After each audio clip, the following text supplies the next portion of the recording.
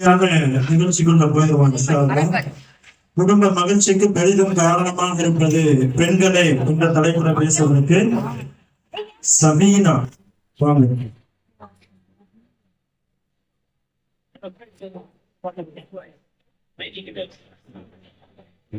Assalamualaikum warahmatullahi wabarakatuh. Alhamdulillahirabbil alamin. Wassalatu wassalamu ala sayyidina Muhammadin wa alihi wa sahbihi ajma'in. ஆரம்பம் செய்கின்றேன். குடும்பத்தின் மகிழ்ச்சிக்கு பெரிதும் காரணமாக இருப்பது ஆண்களா பெண்களா என்ற தலைப்பில் இங்கே சிறப்பான பட்டிமன்றம் நடந்து கொண்டிருக்கின்றது.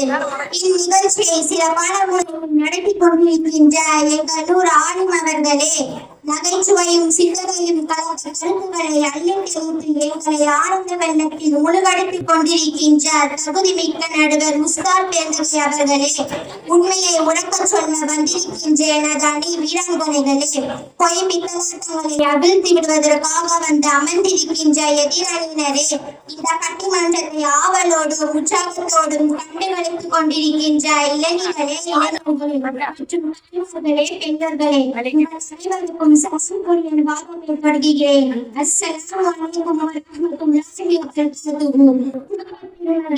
பெரிதும் பாடமாக இருப்பது பெண்களே என்று நான் பேச வந்திருக்கின்றேன். அன்பான் நடுவர் அவர்களே, பெண்கள் சமுதாயத்தின் கண்கள் என்று சொல்வார்கள். மனித உடம்புக்கு கண் எவ்வளவு முக்கியம் உங்களுக்கு தெரியும்.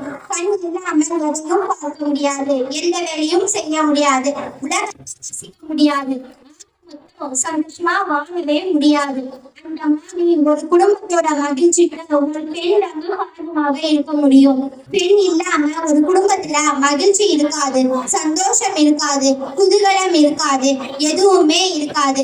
நடுவர் அவர்களே, இப்படி முக்கிய அம்சமா இருக்கிற எங்களை போய் குறை சொல்ல வந்துட்டாங்களே, அப்ப இவங்க குழந்தைகளான சொல்லுங்க நடுவர் அவர்களே, தைரியமா உண்மையை சொல்லுங்க, நாங்க பாத்துக்கிறோம்.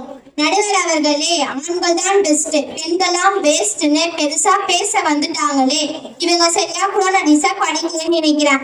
ஆமா, ஒழுங்கா மதரசாவுக்கு வந்தா தானே தெரியும். ஆடிக்கு ஒருக்கா அமாவாசைக்கு ஒருக்கா வருது, பின்ன எப்படி குரோனடிஸ் பத்தி தெரியும்? சரி, பரவாயில்ல, நான் சொல்றேன் கேளுங்க.